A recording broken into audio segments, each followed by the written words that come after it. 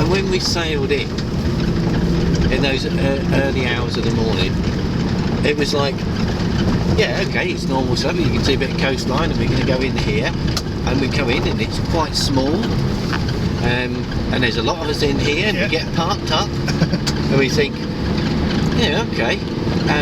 It's incredibly quiet and still. Yeah. It was so still. And then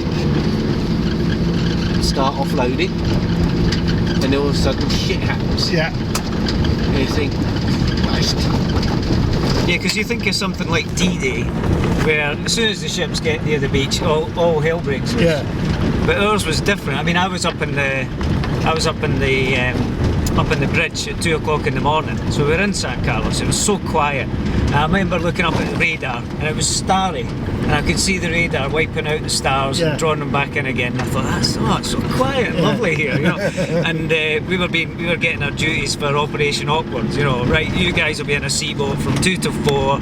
There's, you know, you'll draw an SLR and you'll draw scare charges, and you'll go on a boat. Well, see, by the end of that day, I'd completely forgotten I was supposed to be there, and I almost got, you know, put in the brig by the nicest PTI ever. You know, the guy called Bimble Munnings, God rest his soul.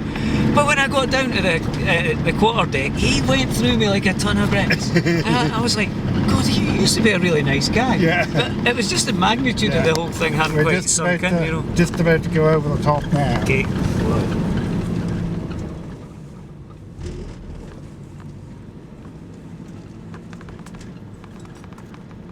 There she is.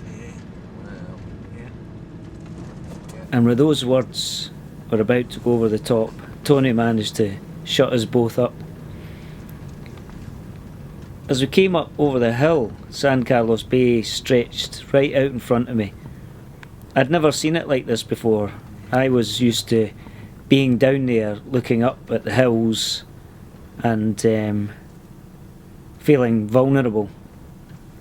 But this must have been the view that an Argentine fighter pilot must have had for a few short seconds before he selected his target, dropped his bombs and hoped for the best.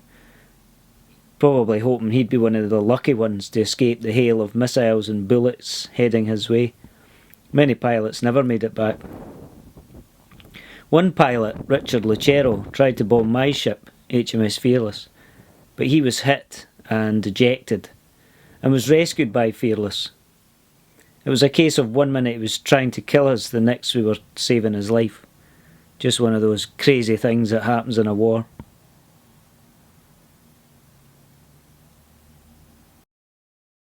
So, finally made it.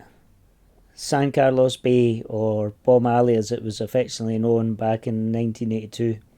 So this is where I spent probably about a month being bombed by the Argentine Air Force.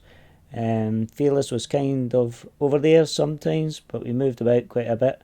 I've just been speaking to one guy who was on a landing ship called the Lancelot, and we were talking, and he said we changed position with my ship, HMS Fearless, and the very next raid, the airship was hit by a bomb, which thankfully didn't explode, but they did have to evacuate the ship.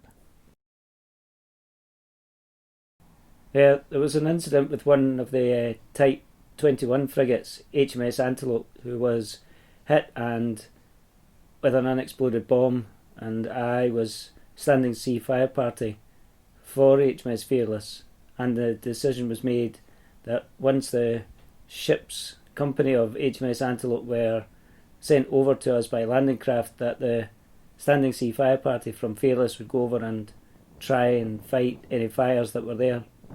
Well, as fate would happen, someone decided not to send us, and within a few minutes HMS Antelope blew up, and it's the iconic image that Martin Cleaver took from the Press Association that was in the world's papers a few days later.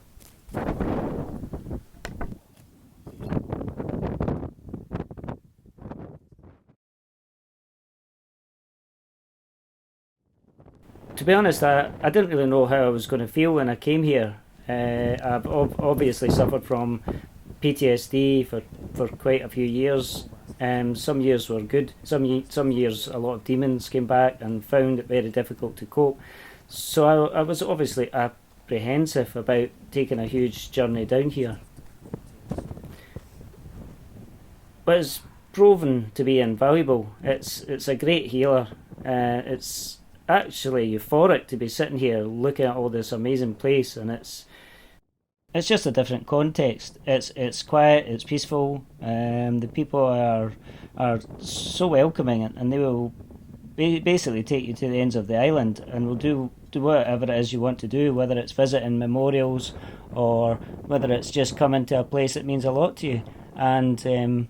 And obviously San Carlos means a lot to me.